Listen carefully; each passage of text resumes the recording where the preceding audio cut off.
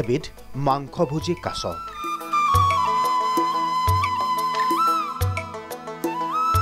নাম বৰমূৰীয়া কাছ, big soft cell. অসমৰ জৈৱ বৈচিত্ৰতাৰ ভঁৰাল ঈৰ্ষণীয়। প্ৰকৃতিৰ বিচিত্ৰ প্ৰাণীৰ মেটমৰা সম্ভাৰ অসমত উপলব্ধ। প্ৰকৃতিৰ সুহৃদ কাছ। অসমত উপলব্ধ মুঠ কাছৰ প্ৰজাতি 20 বিধ। এয়া মহানগৰীৰ উগ্ৰতাৰা মন্দিৰৰ জোৰপুখুৰী।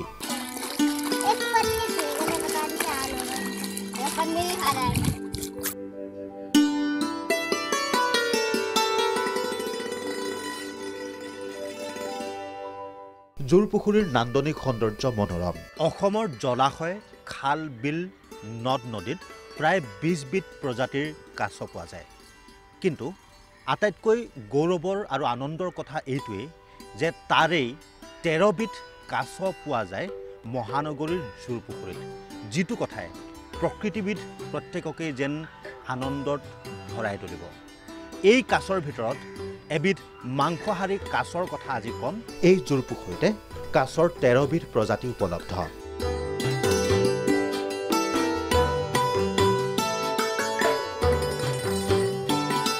শেহতীয়াকৈ এই জোৰপুখুৰীতে পোৱা গ'ল বিলুপ্তপ্ৰায় প্ৰজাতিৰ বৰমূৰীয়া কাছৰ উপস্থিতি। এইবিধ কাছ মাংসহাৰী।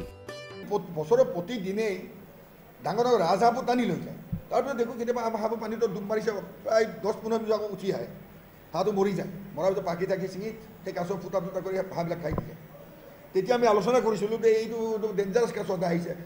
লাকিলি এইবাৰ তাৰে তেনে প্ৰজাতিৰ 2টা কাছই কণী পাৰিলে। ইতিমধ্যে 34টা কাছ পোৱালি।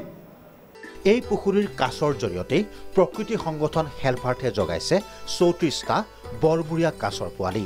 দুষ্প্ৰাপ্য প্ৰজাতিৰ কাছ হিচাপে চিহ্নিত বৰমূৰীয়া কাছ।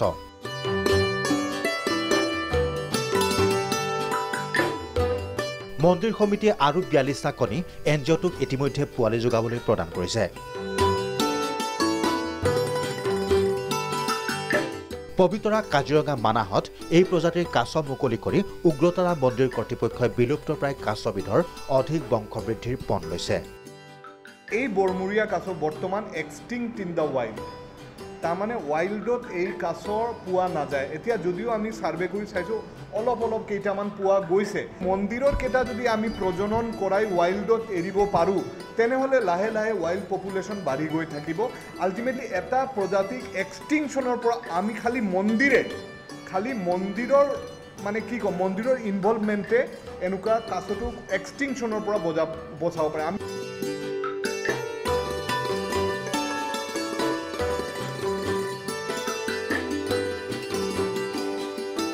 জৈৱ বৈচিত্ৰতাৰ সমন্বয় ৰক্ষাৰ কাৰণে কাছৰ দৰে প্ৰাণীৰো যথেষ্ট পৰিমাণে ভূমিকা থাকে। জোৰপুখুৰী কৰ্তৃপক্ষই কাছক সংৰক্ষণৰ কাৰণে যি প্ৰচেষ্টা লৈছে সেয়া সঁচা অৰ্থত প্ৰশংসনীয়। ভিডিঅ' জাৰ্নেলিষ্ট সৌৰভ দেৰ সৈতে হেমন্ত বেজ, প্ৰাগ নিউজ, গুৱাহাটী।